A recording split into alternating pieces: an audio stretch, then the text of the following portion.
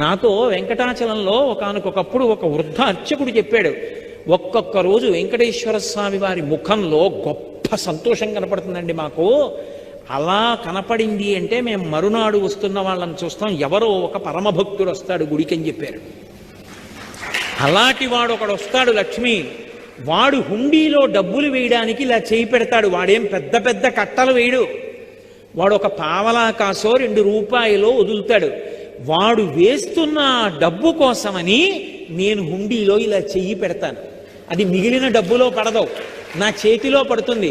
అది తీసి ధనదుకు వడ్డీకి ఇచ్చి కుబేరుడి వడ్డీ దాంతో కడతాను. కొంత నేను డబ్బు ఉంచుకుంటాను. నీకో చమత్కారం చెప్పనా? ఇంతమందికి ఇచ్చేవాణ్ణి పరమభక్తుల డబ్బులతో జీవనం గడుపుతూ ఉంటాను. వింతలేల చెయ్యుచుండెదను కొండ మీద. ఆశ్చర్యకరమైన పనులు ఇలాంటివి చేస్తూ ఉంటాను. కలియుగంలో